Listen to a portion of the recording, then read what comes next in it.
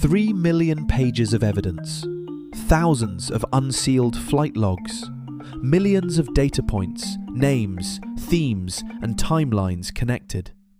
You are listening to the Epstein Files, the world's first AI-native investigation into the case that traditional journalism simply could not handle. Welcome back to the Epstein Files. Last time, we walked through the medical examiner. Today, we are following the guards through the documentary records so the timeline, decisions, and institutional failures are clear. As always, every document and source we reference is available at epsteinfiles.fm. So start with Tova, Noel, and Michael Thomas. That is where the paper trail becomes specific and testable. It really is. It's the one point in this whole story where we have this precise intersection. The intersection of what, exactly? Of federal employment records, of video surveillance logs, and, crucially, of criminal indictments. So we're focused on the night of August 9th, 2019. And into the morning of the 10th.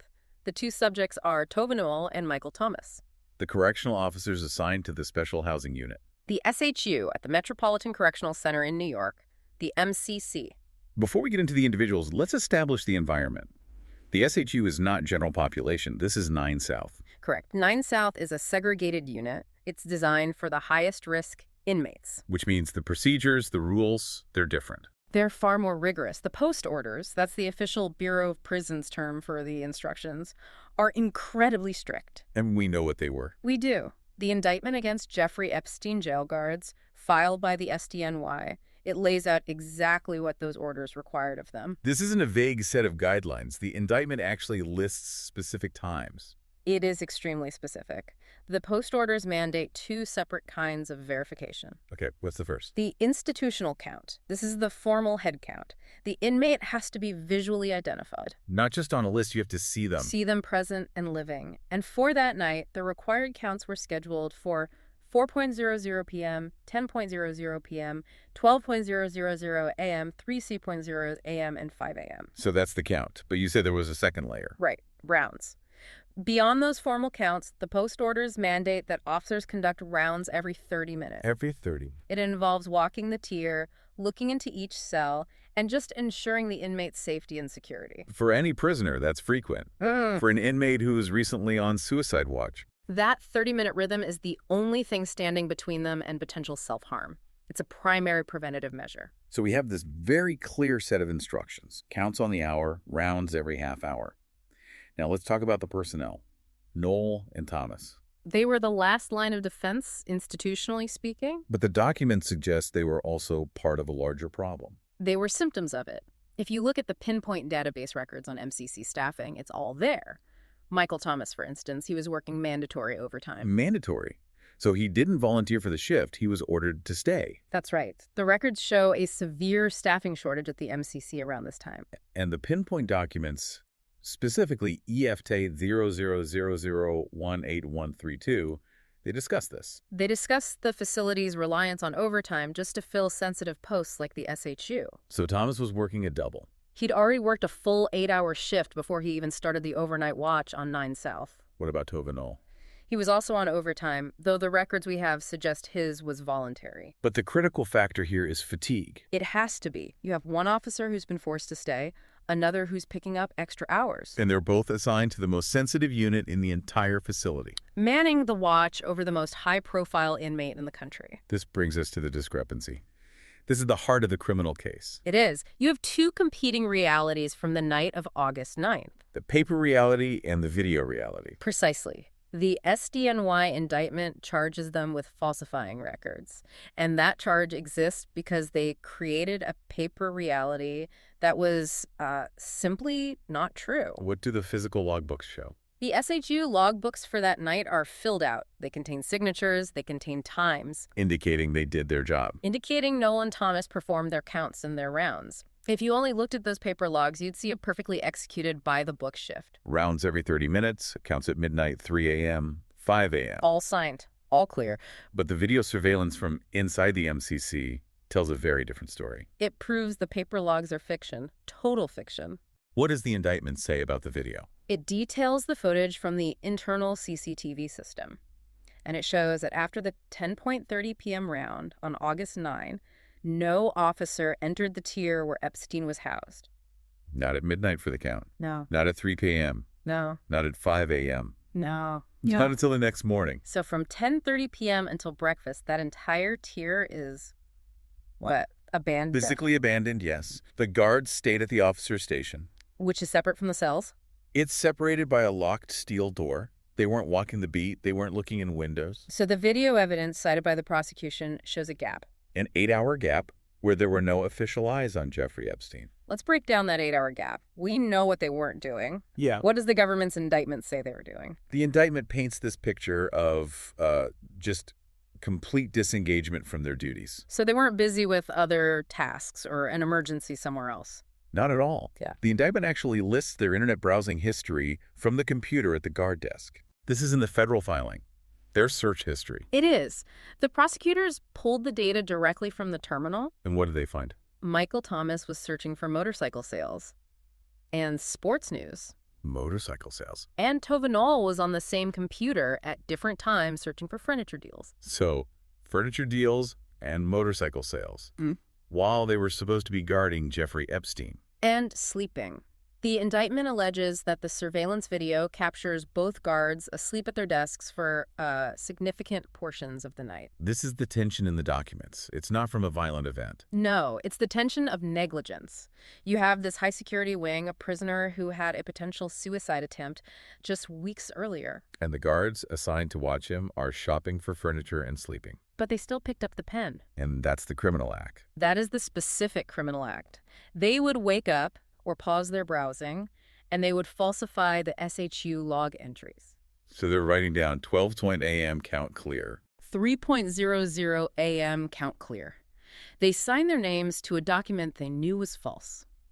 The correctional officer's indictment is very clear on this. It's incredibly specific. It says they certified the safety of inmates they had not seen for hours. Which brings us to the morning of August 10th. The discovery. 6:30 a.m. This is the moment the fiction completely collapses. What happens at 6:30? The video shows Noel and Thomas finally getting up from the desk to perform their morning duties, specifically to serve breakfast. So they enter the tier for the first time since 10:30 the previous night. They unlock the door, they walk in, and this is when they find him. They find Jeffrey Epstein unresponsive in his cell. He's in a kneeling position, suspended by a bedsheet. The immediate reaction is obviously chaos.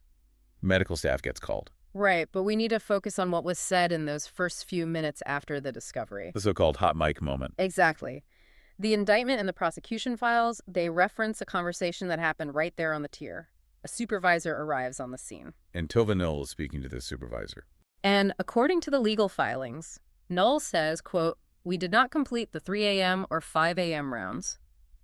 He just admits it right there. It appears to be an immediate admission of procedural failure. He doesn't say someone broke in or the camera was broken. He says we didn't do the rounds. What about Thomas? Michael Thomas reportedly adds, "We messed up," or a very similar phrase that's documented in the SDNY filing. That's a critical piece of corroboration for the prosecution. It's immense. You have the video showing they didn't do it. You have the logs they wrote saying they did do it. And then you have their own verbal admission within minutes of finding the body saying, we didn't do it. It cements the timeline of negligence. It removes any ambiguity, any defense of maybe we checked and the camera missed it. No, they admitted they didn't check. And that admission becomes the cornerstone of the government's entire case for falsification of records. I want to zoom out from the specific actions of Noel and Thomas for a moment. We've established they were overworked, they were negligent. But they were operating inside an institution, the Metropolitan Correctional Center. An institution with a known reputation. It does. And the pinpoint documents, they really give us a glimpse into the systemic failures that allowed this to happen. We mentioned the overtime, but we have to talk about the suicide watch status. This is a huge point of contention. Epstein had been on suicide watch in July. Correct. On July 23rd, he was found with injuries in his cell. The pinpoint documents, specifically EFTA 00000016836, discuss this incident. And there was a debate about what happened. Right. Was it a genuine suicide attempt, or was he assaulted by his cellmate at the time, Nicholas Tartaglione? Regardless of the cause, the response was to put him on suicide watch. Which means 24-hour monitoring, paper clothes, no bed sheets, constant observation. But that status was changed. Shortly before August 9th, he was removed from suicide watch. He was sent back to the SHU. And the cellmate system, what was that? It's a standard Bureau of Prisons protocol for at-risk inmates who aren't on active suicide watch. You give them a cellmate. The logic being another person in the room is a deterrent. And an alarm system. And Epstein had a cellmate when he first returned to the SHU. But not on the night of August 9th? On the night of August 9th, he was alone. The records clearly show his cellmate was transferred out of the cell that day. Do we have documentation explaining why? The transfer order exists, but the justification, the reasoning for leaving a high-profile inmate like Epstein completely alone is missing from the record. So we do not have documentation that justifies that specific decision. We just know the cellmate was moved, we know no replacement was assigned, and we know Epstein was then left alone in a cell with bed sheets, unmonitored by a cellmate, and as we've established, unmonitored by the guards. So it's like the layers of protection were peeled away, one by one. That is the pattern. First, the suicide watch is removed, then the cellmate is removed. And then the final layer, the human monitoring by the guards, fails completely. It's a removal of redundancies. Security is all about redundancy. If one system fails, another one catches it. If the guard sleeps, the cellmate makes noise. If the cellmate is gone, the suicide watch protocols prevent access to materials. Here, every single redundancy was removed or deactivated in a very short window of time. Let's turn to the legal fallout for Noel and Thomas. They were indicted. What were the specific federal charges? They were serious charges. Count 1 was conspiracy to defraud the United States. That sounds heavy. What does it mean in this context? It means that by failing to do their jobs and then lying about it, they impaired the basic function of the Bureau of Prisons. They defrauded the government of its ability to securely house an inmate. And the other counts? Counts 2 through 6 were for falsification of records. That's under 18 U.S.C. Section 1519. It makes it a felony to alter or falsify a document with the intent to impede a federal investigation. So they were facing significant prison time. Potentially years in federal prison, but that is not what happened. No, they got a deal. A deferred prosecution agreement. A DPA. It's essentially an agreement where the government agrees to hold off on prosecuting you if you meet certain conditions. And the conditions for Noel and Thomas were what? They had to admit to falsifying the logs. That was the main condition. They had to admit to the lie. And there was community service. They agreed to perform 100 hours of community service, and they also agreed to cooperate fully with the Department of Justice's Inspector General investigation into Epstein's death. So if they did all of that, the charges would be dismissed, and eventually they were. After they completed the terms, the case against them was dropped. From an audit perspective, this is a critical point. By offering a DPA, the Department of Justice avoided a public trial. That's exactly right. A public trial would have been a massive discovery event. What do you mean by that? If Noel and Thomas had gone to trial, their defense attorneys would have subpoenaed everyone. They would have deposed supervisors. They would have asked questions in open court. Questions like, who ordered the mandatory overtime? Or, why was the cellmate moved? Is it common practice to pencil whip the logs at MCC? Did any supervisor ever suggest it was okay to skip rounds? The DPA prevented those questions from being asked on the record. It sealed the testimony. We got their admission about the logs, but we lost the opportunity to publicly cross-examine the institutional culture that allowed it to happen. We don't have the deposition of the warden about the cellmate transfer. Because the trial that would have demanded that deposition never took place. Let's circle back to the video evidence. We mentioned the footage showing them at the desk. But there were issues with other cameras? There were. The indictment relies heavily on the camera that showed the entry to the tier. The one pointed at the door. And that camera proved no one walked in or out. Correct. But it didn't show the inside of the cell corridor, and certainly not the inside of the cell. And there are cameras in the SHU corridors. Yes. But their footage from that night is a subject of conflicting reports in the Pinpoint database. There's documentation about lost or corrupted footage. The wrong video was preserved. That's right. In the immediate aftermath, there was a preservation order for all relevant video, but the BOP initially preserved footage from the wrong tier, or the wrong time period, for one of its backup systems. And by the time they realized the mistake, They cited technical glitches, hard drive retention policies. The footage had been overwritten. So to be clear, the indictment confirms the camera on the guard desk was working perfectly. Crystal clear. We have perfect evidence of them shopping online. But the documentation for the cameras facing the actual cell corridor. It contains inconsistencies, gaps in retention, and questions about quality. So we have the video of the negligence, but we have gaps in the video of the location of the event itself. And there's one more discrepancy mentioned in the files. The 3-guard detail. This is a detail found in document EA00007268. It refers to a dedicated 3-guard security detail being proposed or recommended for high-profile inmates. But on the night of August 9th, there were only 2. Only Noel and Thomas. And there is no documentation we have that explains why a recommendation for a 3-guard detail was ignored or if it was rescinded. A 3rd guard might have changed the dynamic. It's harder for 3 people to tacitly agree to sleep on the job and falsify federal records than it is for 2. The absence of that 3rd officer is another one of those removed redundancies. So let's try to synthesize all of this. What we're looking at is a cascade of failures. It's a perfect storm. It's a sequence of events, and each one makes the next one more likely and more dangerous. Let's list them in order. 1. The institution removes Epstein from Suicide Watch, despite a recent incident that put him there. 2. His cellmate is removed, which violates the standard BOP protocol for non-suicide watch monitoring of at-risk inmates. 3. The unit is staffed by overworked, fatigued officers, one of whom is on a mandatory double shift. 4. Those officers then failed to conduct their duties for 8 hours, choosing to sleep and browse the internet instead. 5. They commit a federal crime by falsifying the logs to cover up that negligence. And 6. The key video evidence that could fill in the remaining gaps is either mishandled, corrupted, or lost. It's a pattern that looks very suspicious. It looks like a conspiracy. It looks like a pattern, but we have to be absolutely precise about what the documents actually prove. Okay, what do they prove? The documents prove gross negligence. They prove criminal falsification of records. They prove that the Bureau of Prisons failed to secure its prisoner. But what do they not prove? They do not prove a specific order from a supervisor to stop the checks.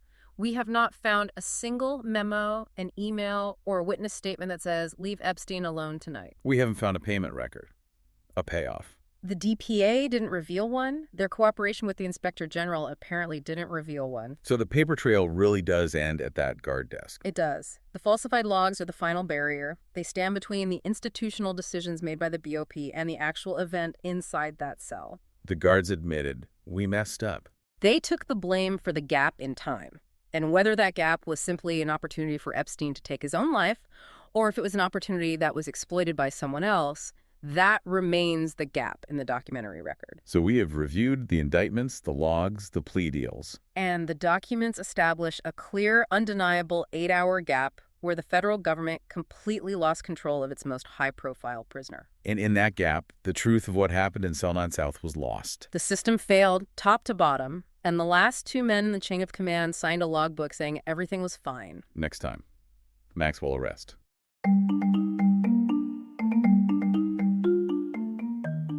You have just heard an analysis of the official record. Every claim, name, and date mentioned in this episode is backed by primary source documents. You can view the original files for yourself at epsteinfiles.fm. If you value this data-first approach to journalism, please leave a 5-star review wherever you're listening right now. It helps keep this investigation visible. We'll see you in the next file.